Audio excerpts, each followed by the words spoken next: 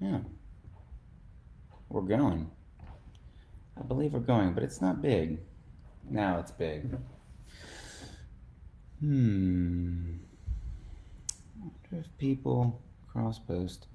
Well, hello everyone. I feel like Tom Hanks in A League of Their Own. There's potentially dozens of you who are waiting to hear about some cool stuff today. So I'm going to tell you a little bit about me and how I got to UT. And then I'm just going to talk through some research stuff I've been working on for the last couple years. It touches on the crucial, important, pressing issues of our day, like binge watching and social media. So it should be interesting. I think it's interesting, but we're all biased. We all think we're fascinating people. So my name, and I'm going to look down. If anybody has questions, feel free to put them over there, and I believe that I'll see them, and I'll answer questions as I go. So my name is Matthew Pittman. I've been at UT. This is my first year, and what a year it was. I got to be on our lovely campus for like 3/4 or 2/3 of a whole year, whatever. Um, so I'm from Virginia Beach, Virginia. Then I went to James Madison University, right? That's in Virginia, just up 81. Then I was a youth pastor in Florida, so I went south. Then I went to seminary in Los Angeles because I thought I was going to be a real pastor. Then I realized smartphones are having way more effect on people than I ever would, even as an amazing best-selling author, pastor, whatever. So I went and got my PhD in Oregon in communication media studies. Then I got my first teaching job at Rowan University in New Jersey, back to the East Coast. And then after 2 years, a position opened up here, and I was excited to apply. My neighbor's walking his kid down the street in underwear, and he's got a fake lawnmower, and it's really cute. So that's how I got here. This is my first time not living in an ocean state. I'm very nervous, but it seems to be going all right so far. Um, my dissertation was on social media and loneliness.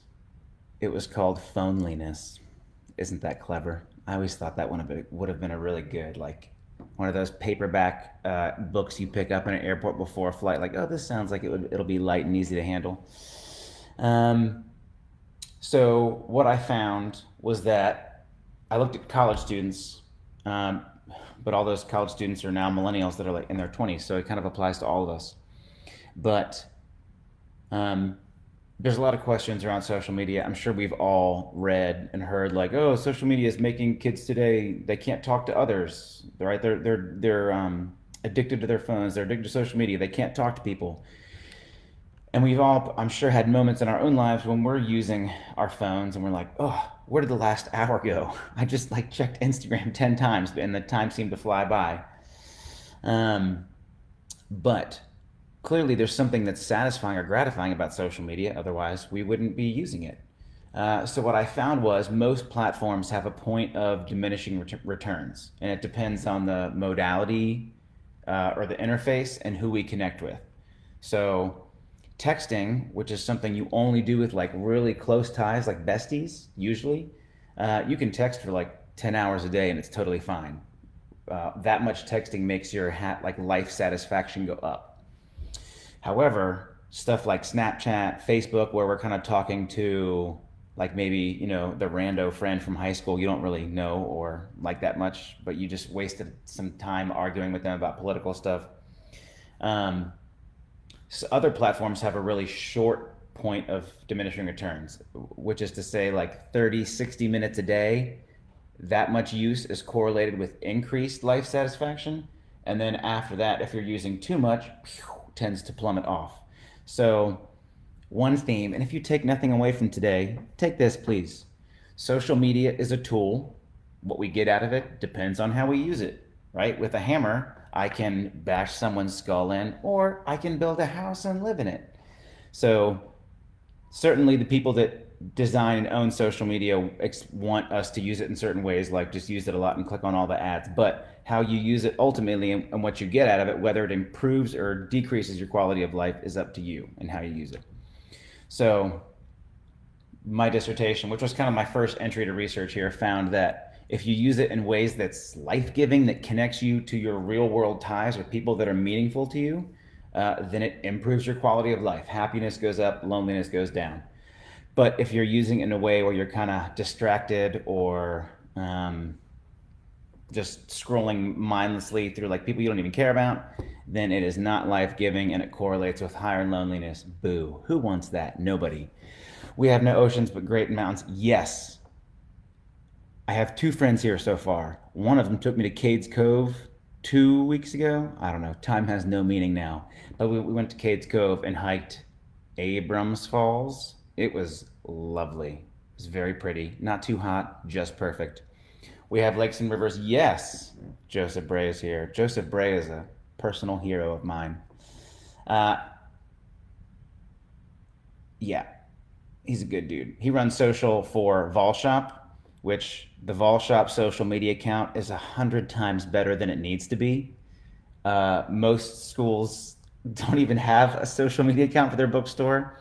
And if they do, it's like, hey, 10% off textbooks if you blah, blah, blah. And nobody cares. Uh, our Vol Shop account will go out of its way to like throw shade at schools we're competing against. It's delightful. If you don't follow them, you should.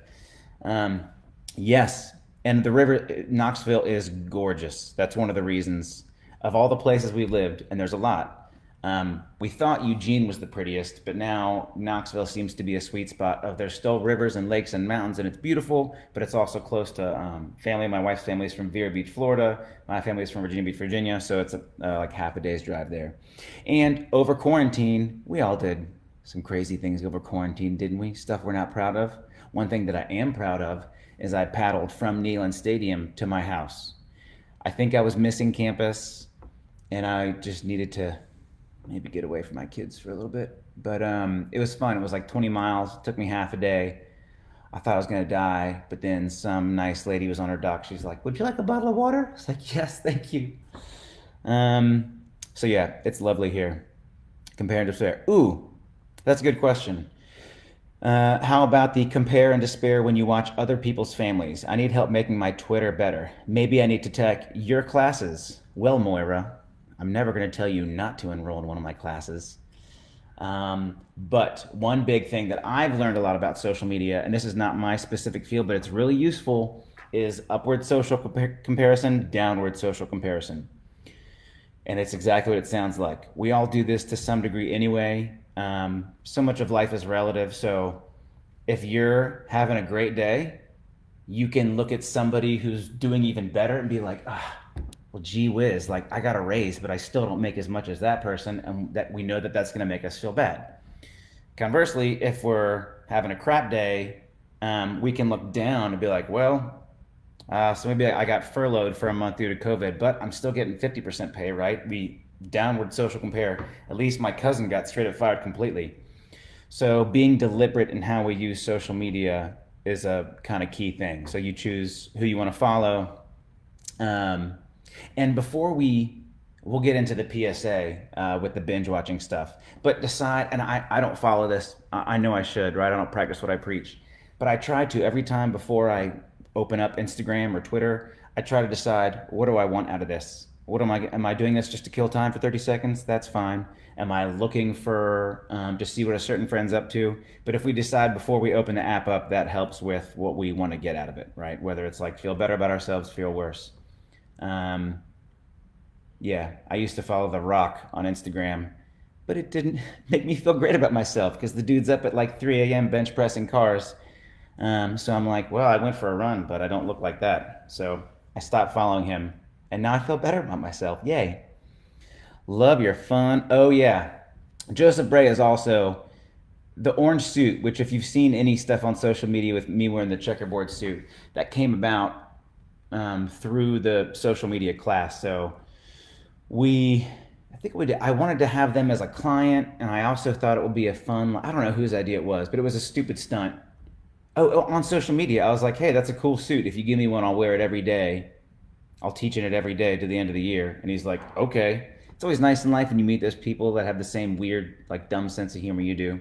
And we did, and we hit it off. So I wore that suit. I taught in that suit every day that I was here in 2019, which now feels like a much simpler time, doesn't it? It feels like decades ago. But it was fun. I had to get it dry cleaned a lot. My dry cleaner gave me the side eye every time I came in. He's like, you don't get anything else dry cleaned, just this freaking suit. What are you doing? So yeah, that was fun, and now I'm going to use those promo shots. You know, for new incoming faculty and staff, when you get here, they're like, "Would you like a professional headshot taken?" Right? So you like wear a nice thing. It's like the high school photo all over again. Tilt up your chin, huh, and you smile. But nobody likes the photos they got taken. I like the orange suit photos way more, so I use that for all my like professional stuff, whatever. It's kind of funny. Um, okay. So that's social media stuff. Be deliberate. Social media is a tool. Upward, downward, social comparison. These are all big things. Um, by the way, I'm only going to talk for like, I don't know, 5, 10 more minutes. And then so you guys just keep throwing in questions. Like class, it's way more entertaining and engaging when you all throw in questions. So feel free to ask whatever. So binge watching. This is something I started studying a couple years ago, and the academic process. So how we get papers published, right? It's double blind peer review. That's the scientific process. So I write something, and then I submit it to a journal, but they take my name off of it, right? I'm given like a number, and then people review that. So no one knows whose paper it is, but trying to publish something on binge watching, everybody, it's one of those things everybody feels like, oh, well, because I binged watch whatever, Friends, Two and a Half Men, Game of Thrones, like I know about binge watching. So everybody has very strong opinions about it. Like if you asked 10 people what their top 5 shows are, you'd get 10 different lists. So it's really annoying and been kind of frustrating trying to publish on like what's going on, because there's so much. It's like kind of a habit, it's kind of old just entertainment, it's kind of just availability. Like shoot, there's every show that's ever existed is on TV somewhere, and we just went through quarantine. Whenever I got sad during quarantine, that's what I would tell myself, like, well, this is literally the best time in history to be stuck in your own house, because as long as you're safe, got air conditioning and food, we have unlimited content, anything you ever wanted to watch, not to mention the internet. So there's a lot going on with binge watching, but one thing that I'm really proud of that I did with Emil Steiner, who is a colleague at Rowan University, we came up with a really catchy acronym, and it was PSA. So the same thing. So we did a survey. We asked people, how do you binge watch, right? What shows do you watch? What are the shows you watch when you're like doing laundry in the background, not really paying attention? What are the shows you like plan ahead and you're like, oh my God, I can't get enough of? And then we asked about some life stuff. How happy are you? How emotionally like stable? Do you get anxious? All these other stuff. What we found was there's 3 factors that determine whether or not binge watching is healthy or unhealthy. This is another topic, right? We have all seen like ton like binge watching is gonna kill you, or like binge watching is great. The truth is, it depends, like so many things in life. So we boiled it down to PSA, and this is our PSA. The degree to which your binge watching is planned, social, and attentive determines whether or not it's a helpful, healthy binge watching session, or it's something that we called cringe watching. Get it? Because you cringe when you talk about it the next day. Like, how was your Saturday? Oh, my kid left on Peppa Pig and I didn't turn it off, and I watched 3 seasons or something. So again, those factors. Plan when you plan ahead, because part of the enjoyment of something isn't just enjoying the thing, but the anticipation of that enjoyment. So think about like vacations, right? Or going out with your friends, or going on a date, whatever it is. Anticipating it like is half the joy. So if you plan it like, oh man, I can't wait this Sunday night. Game of Thrones is going to come out, and we're all going to watch it. So plan ahead. That makes it more enjoyable. P.S. Social. Shocker. If you watch with people that you care about, you're more likely to enjoy the show, because then you talk about it later. So you get that kind of like the like spillover effect, or that kind of currency. It's a bond you share, right? And it's an experience. So planning ahead, watching with people that matter to you, and attentive. And this is so dumb, but I can't believe no one, like no other research had found this. Paying attention to shows helps you enjoy them more. And there is a benefit to be had from like The Office, which most of us have seen like 10 times. And a lot of people do use that, like, hey, if I'm home alone or I'm bored or I'm lonely, I put The Office on in the other room while I'm making dinner. And you feel like it's kind of this companion, right? It's this friend that's there. You feel it's kind of comforting. So there is a benefit to that. But when you're thinking about binge watching, and is this going to make me happy or sad? Just remember the PSA you learned about on Facebook today. That is, let's plan it, let's make it social, and let's actually pay attention, right? Let's put away our phones. Unless you're using it to Google, like, can you really bring Jon Snow back to life or whatever it is? Yeah. So that's binge watching. And the last thing I'll talk about briefly, if you guys have any binge watching questions, you can put them down there. The last thing I'm going to ask about, 15 minutes, perfect. We're right on time for this thing that has no schedule. The thing that I study here at UT for the most part is brands on social media, so social media advertising. And this is, man, studying this is real trippy. It's weird. There's a ton of factors that go into, because if you think about, for those of us that use social media and you're watching me on Facebook, which is Facebook, it's kind of like the Uber platform. It's everything, but it's nothing. Mostly what I study now is Instagram because everyone uses Facebook for everything. So trying to correlate that to any like interesting finding is like, oh, people that breathe air are more likely to have hair. Like, cool. That's really valuable finding. So most of what I study is Instagram, and some of the stuff that some research that came out this year. One thing that's kind of interesting is how brands, right? So we just went through. We're going through protests and like civil unrest now, and then coronavirus, and brands are trying to figure out like, how do we respond? Should we respond? Is this weird? And if you think back to when COVID first hit and we were all in quarantine, I feel like every ad looked exactly the same. It was like black and white, and they had this like sad piano music, and it was like, in these uncertain times, we are certainly with you, because here we at Nestle want to be the chocolate that you eat during. It was stuff that it made very little sense. And the first 10 seconds of every ad was identical. Someone on Twitter did a really funny spoof where he made fun of how ridiculous all the connections were for COVID commercials. Like, when you are supposed to stay at home, you be at home. But when you're ready to leave your home, Nissan is the driving that excites you. Like, all right, take it down a notch, Nissan. Just wait.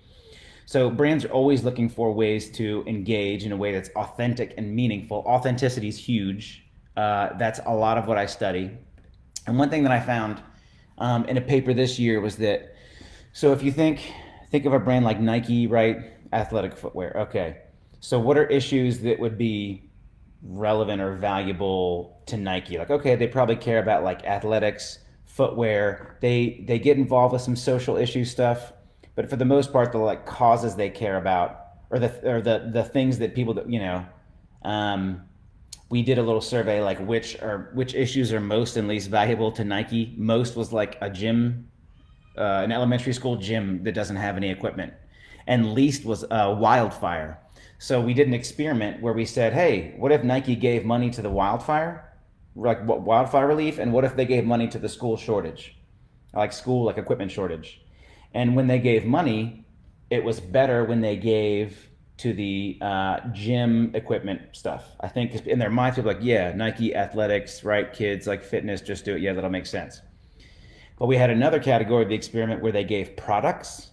And in that case, it was better when they gave to the wildfire. Which for a second we're like, wait, why are people like excited at the idea of a bunch of firefighters running around in like Nebraska with like Nike windbreakers and like Air Jordans? It didn't make sense. But one of the factors we accounted for in the little scale was basically symbolic consumption through like symbolism. So when a brand can stand for more than just itself, more than the sum of its products, we like. Because the brands we consume is kind of like how we make our identity. Like, oh, I'm like J. Crew or Patagonia or Forever 21 or whatever the brands we use. We kind of use those to like build up how we see ourselves in the world. So when those brands stand for something bigger and better, hey, that's me too. Like, I give back to the environment because I bought a $300 Patagonia hat or whatever it is. So that's fun to look at. And we're right at 20 minutes, so I'm gonna and other stuff that I'm working on. I'll throw this out, and then however many of you have questions, you can ask them. Green advertising on social media, accountability, getting people to like get flu shots, and then now with COVID, that has some influences too. I have a paper out on green fear. So, should green advertising should it scare you or inform you? Ooh, what a great question. Thank you. I agree. Oh yeah, selfies. I have another paper that's out now. This is kind of interesting. So think of the person in your life that takes the most selfies, right? They just post a ton of selfies to social media. You're like, again? Okay, fine. We did a real content analysis of real people's selfies, right? Like we counted up like the ratio, like of their last 50 photos, how many were their face. And then we also had them fill out like a loneliness, like how lonely are you, and how self-confident you are. So the number of selfies positively correlates to one of those things. Which one do you think it would be? Do you think people that take more selfies are lonely, or are they needing social support? I thought it would have been lonely because you feel like there's no one around you, right? You crave social support. You're like, oh, hey, I'm here, guys. Please, notice me. But it did not. I was wrong. And research is always interesting when you're wrong because you get to learn new things.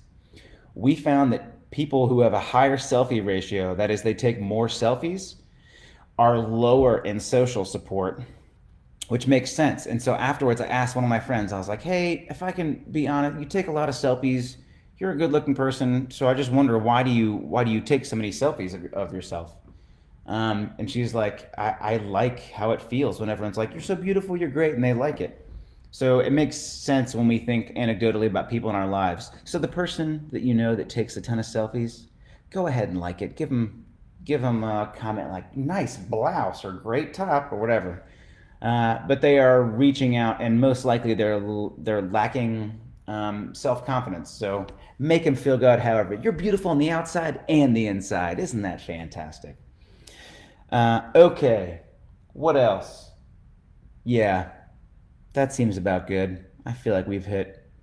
I research a bunch of random stuff. And if anybody else has any questions, you can post them down there. This will be up on Facebook for I don't know how long. I'm going to give people 10 seconds to post a question while I tell you something that I learned today on social media. Pelicans can open their mouth and put their spine out of their mouth when they get hot to cool down and then like swallow it again. Google it. It's crazy. Okay, I think I covered everything I promised. Social media, it's a tool. Use it however you want. You can use it to build yourself like a life that connects you with other people, or it can just be a distraction. But when we use it mindlessly and it doesn't give us anything in return, that's when it tends to be not great for us. Okay. Well, it's been real. Thanks for being in my shiplap home sweet home. I will see all of you out on the interwebs. Bye.